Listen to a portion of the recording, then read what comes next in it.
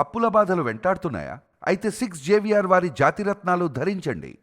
Hi hello నమస్తే, welcome to మనం TV. నేను మీ సాయి. ప్రస్తుతం మనతో పాటు సీనియర్ జర్నలిస్ట్ కట్ట కార్తిక్ గారు ఉన్నారు. సార్తో మాట్లాడదాం. సార్ నమస్తే. నమస్తే సాయి. సార్, మంగళగిరి కోర్టు కొమ్మినేని శ్రీనివాస్ గారికి 14 రోజులు రిమాండ్ చేయడం జరిగింది. ఇప్పుడు ఈ కేసులో ఏం జరగబోతుంది అంటారు? నెక్స్ట్ ఎలా చూడొచ్చు మొత్తాన్ని ఇది? ఎస్, నువ్వు అన్నట్టు కొమ్మినేని శ్రీనివాస్ సీనియర్ జర్నలిస్ట్, సాక్షి ఛానల్లో గత కొన్నేళ్ళుగా డిబేట్ నిర్వహిస్తూ ఉన్నటువంటి వ్యక్తి. అతనికి ఈ మధ్యకాలంలో 5 రోజుల క్రితం సాక్షి లైవ్ డిబేట్లో, అతని డిబేట్లో కృష్ణంరాజు అనే ఒక వ్యక్తి అమరావతిని ఉద్దేశించి ఇది వేశ్యర రాజధాని అంటూ కామెంట్ చేయటం, ఆ కామెంట్ మీద అమరావతి మహిళలు బగ్గుమంటం, కేసు నమోదు కావటం, కంబంపాటి శిరీష అనేటువంటి ఒక అమరావతి యాక్టివిస్ట్, దళిత మహిళ తనిచ్చినటువంటి ఫిర్యాదు మేరకు కేసు నమోదు చేయడం జరిగింది. ఆ వ్యాఖ్యలు చేసినందుకు కృష్ణంరాజు మీద, వాటిని లైవ్లో సమర్థించినందుకు ఈ కొమ్మినేని శ్రీనివాస్ మీద కేసు నమోదు చేయడం జరిగింది. తర్వాత సాక్షి మేనేజ్మెంట్ మీద కూడా కేసు నమోదు చేయడం జరిగింది. ఆ కేసులో సోమవారం అరెస్ట్ అయినటువంటి కొమ్మినేని శ్రీనివాస్ని ఈరోజు మంగళగిరి కోర్టులో ప్రొడ్యూస్ చేయడం జరిగింది. కోర్టు అతనికి 14 రోజులు రిమాండ్ విధించడం జరిగింది. అంటే 25 వరకు అతను రిమాండ్లో ఉంటాడు. గుంటూరు జైలుకి తరలించారు. గుంటూరు జైల్లో గడపాలి. అంటే యాక్చువల్గా నేరం మోపబడుతున్నటువంటి వాళ్ళు, నేరం చేశారనుకున్న వాళ్ళు ఉండేటువంటి స్థానం జైలు. ఆ జైలుకి కొమ్మినేని శ్రీనివాసరావు గారు వెళ్ళారు నింద మోపబడుతూ. 14 రోజుల పాటు రిమాండ్ కోసం వెళ్ళారు అక్కడికి. తర్వాత పోలీసులు కస్టడీకి అడుగుతారు. తర్వాత కొమ్మినేని శ్రీనివాస్ బెయిల్ అడిగేటువంటి అవకాశం ఉంటుంది. బెయిల్ ఇస్తారా లేదా చూడాలి, కానీ కస్టడీకి అయితే ఇచ్చేటువంటి అవకాశం ఉండొచ్చు. కానీ కోర్టు ఆదేశాల మేరకు ఏమైనా జరుగుతుందని మనం వేచి చూడాలి. కానీ ఈ కేసులో ఇంకొక ప్రధాన నిందితుడిగా ఉన్నటువంటి కృష్ణంరాజు కోసం పోలీసులు గాలిస్తున్నారు. ప్రస్తుతానికి అతను పరారీలో ఉన్నాడు. కానీ అతని పేరుతో ఒక వీడియో మాత్రం హల్చల్ చేస్తూ ఉంది. నిన్నటి రోజున ఒక వీడియో అతని పేరుతో రిలీజ్ అయింది. అతను మాట్లాడుతున్న వీడియో ఏమంటాడు? అతను చేసినటువంటి వ్యాఖ్యలు ఇంకా సమర్థించుకునే ప్రయత్నం చేస్తూ ఉన్నాడు. నేను మాట్లాడటానికి కారణాలు, పలానా టైంలో పలానా ప్లేస్లో పలానా రైడ్ జరిగింది అంటే, గతంలో అమరావతి పరిసర ప్రాంతాల్లో, విజయవాడ, గుంటూరు, అమరావతి ఆ పరిసర ప్రాంతాల్లో పోలీస్ రైడ్స్ జరగకపోవటం వల్ల కొంతమంది వేశ్యలు, విటులు దొరికినట్టు, సెక్స్ వర్కర్లు దొరికినట్టు వార్తా కథనాలు చూపిస్తూ అందుకని ఇది మాట్లాడాను అని చెప్పేసి ఆయన మాట్లాడే ప్రయత్నం చేస్తున్నారు. మరి హైదరాబాద్లో కూడా పోలీస్ రైడ్ జరిగాయి. హైదరాబాద్లో కూడా చాలామంది వ్యభిచార ముఠాలు దొరికాయి. చాలామంది వేశ్యలు, విట్టులు, సెక్స్ వర్కర్స్ దొరికారు కదా. బెంగళూరులో దొరికారు, చెన్నైలో దొరికారు, ముంబైలో దొరికారు, అన్ని ఆంధ్రప్రదేశ్లో కూడా అనేక ప్రాంతాలు దొరికారు. అన్నిటినీ ఇలా అంటారా? కేవలం కొద్దిమంది ఎవరో దొరికితే, సెక్స్ వర్కర్ దొరికితే, పోలీస్ రైడ్స్లో వ్యభిచార ముఠాలు బయటపడితే అంత మాత్రం ఆ మొత్తం ఏరియాకి ఆ మాట అనొచ్చా? కొన్ని కామన్ సెన్స్ ఉన్న సీనియర్ జర్నలిస్ట్ ఎవరు కూడా ఇలాంటి వ్యాఖ్యలు సమర్థించుకోరు. కానీ కామన్ సెన్స్ ఉందో లేదో తెలియదు. మరి ఆయన జర్నలిజం ఏం జర్నలిజం చదువుకున్నాడో తెలియదు. కానీ ఇంకా సమర్థించుకునే ప్రయత్నం చేస్తున్నాడు. మరి ఏ తప్పు చేయనప్పుడు పోలీసు విచారణకు హాజరు కావటం ఒక ప్రాథమిక విధి కదా, ప్రాథమిక బాధ్యత కదా. ఎందుకు పరారీలో ఉన్నాడు, ఎందుకు ఫోన్ స్విచ్ ఆఫ్ పెట్టుకుని తిరుగుతున్నాడు, అది తెలవాల్సినటువంటి అవసరం ఉంది. రేపటి రోజున ఇయ్యాలి కాకపోతే రేపు కాకపోతే ఎల్లుండి ఖచ్చితంగా దొరక్క తప్పదు. మళ్ళా అదే జైలుకి వెళ్ళక తప్పదు. ఇంకోటి, నెక్స్ట్ ఈ కేసులో ఏం జరిగే అవకాశం ఉంటుంది? నిజానికి ఈ మాట ప్లే చేయబడింది, ప్రచారం చేయబడింది, లైవ్లోకి వెళ్ళబడింది సాక్షి ఛానల్ నుంచి. అందుకని ఈ కేసులో సాక్షి మేనేజ్మెంట్ను కూడా చేర్చారు కేసులో. మరి సాక్షి మేనేజ్మెంట్ అంటే ఎవరిని పరిగణన తీసుకుంటారు? సాక్షి ఛానల్కి సంబంధించినటువంటి ఎడిటర్నా, లేదు సాక్షి ఛానల్కి సంబంధించినటువంటి CMDనా అనేటువంటిది ఇంకా తేలలేదు.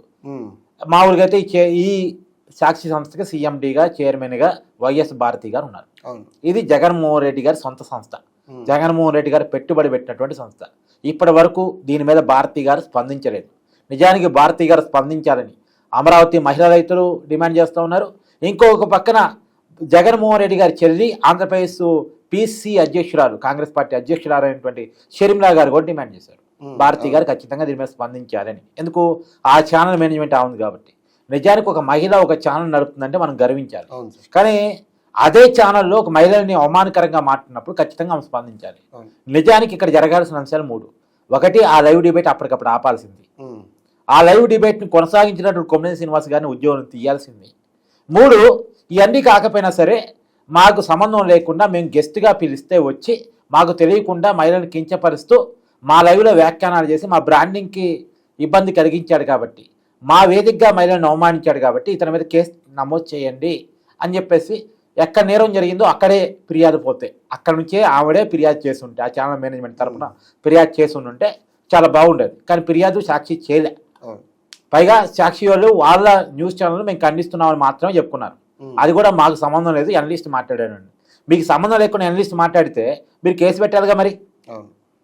మీరు పిలిచింది ఏ ఉద్దేశంతో పిలిచారు, అతను ఏం మాట్లాడాడు అంటే మీ ఉద్దేశాలు కాకుండా వేరే విషయాలు మాట్లాడినప్పుడు, అది కూడా అవమానకరమైన విషయాలు మాట్లాడినప్పుడు మీ ఛానల్ ఖచ్చితంగా అతని మీద కేసు పెట్టాలి కదా. ఎందుకని పెట్టలేదు అంటే మీకు తెలిసే జరిగిందా లేదా మీరే చేపించారా? ఇలాంటి అనేక అనుమానాలు వస్తూ ఉన్నాయి.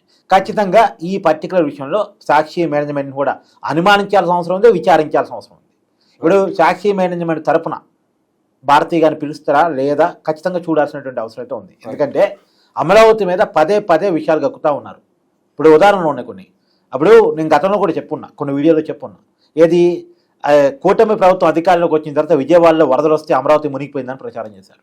అమరావతికి వరదలకి సంబంధం లేదు, అమరావతి మునగలేదు కానీ మునిగిందని ప్రచారం చేశారు ఒకటి.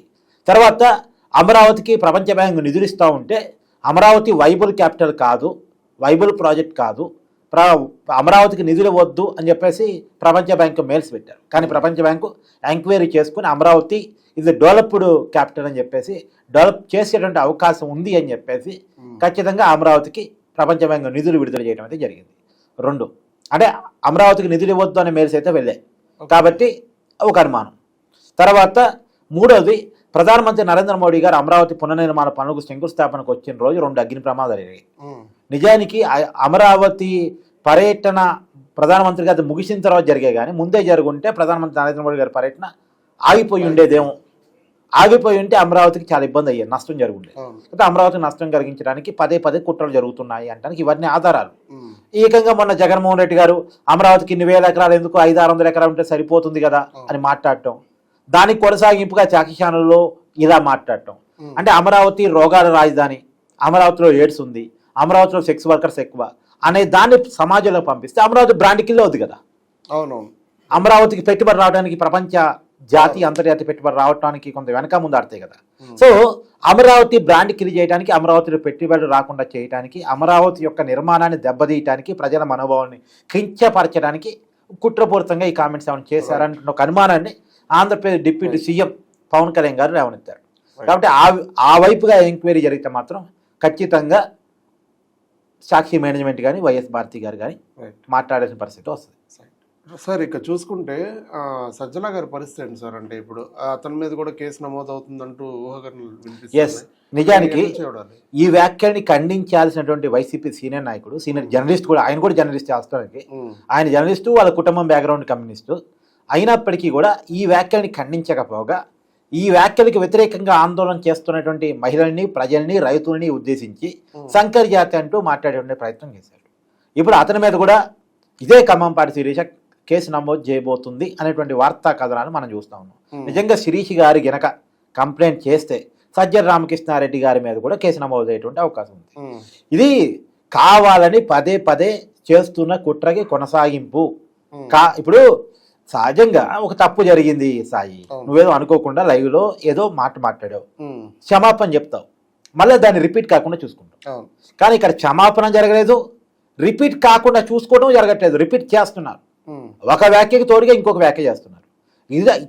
ఇక్కడే అనుమానం వస్తుంది, ఇదంతా వ్యవస్థీకృత నేరం, వ్యవస్థీకృత కుట్ర, ప్లాంట్ యాక్టివిటీ, ఇదేదో అనుకోకుండా నోరు జారటం కాదు, కావాలని అమరావతి బ్రాండింగ్ కిల్ చేయటం కోసం వీళ్ళు చేస్తున్నటువంటి ప్రయత్నం, కుట్ర అనేటువంటిది ఇక్కడే అనుమానం వస్తుంది. దీని నుంచే వస్తున్నటువంటి అనుమానం ఖచ్చితంగా మేనేజ్మెంట్ దాకా దీన్ని ఎంక్వైరీ తీసుకెళ్ళాలి. భారతీ గారిని, జగన్మోహన్ రెడ్డి గారిని, సజ్జల రామకృష్ణారెడ్డి గారిని, వీరందరినీ కూడా విచారించాలి. ఇప్పుడు ఈ పర్టికులర్ కేసు సజ్జల రామకృష్ణారెడ్డి గారి మీద బుక్ అయ్యిందో లేదో చూద్దాం. కానీ ఏది ఏమైనా ఇలాంటి పదే పదే వ్యాఖ్యానాలు చేసే వాళ్ళ మీద చర్యలు లేకపోతే మాత్రం ఈ కుట్రల కొనసాగింపు ఉంటుంది. ఈ కుట్రల కొనసాగింపుకి చెక్ పెట్టాలంటే వీళ్ళ మీద కఠినమైనటువంటి చర్యలు అవసరం అనేటువంటిది మాత్రం ఆంధ్రప్రదేశ్ సమాజం కోరుకుంటా ఉంది. రైట్. Thank you sir.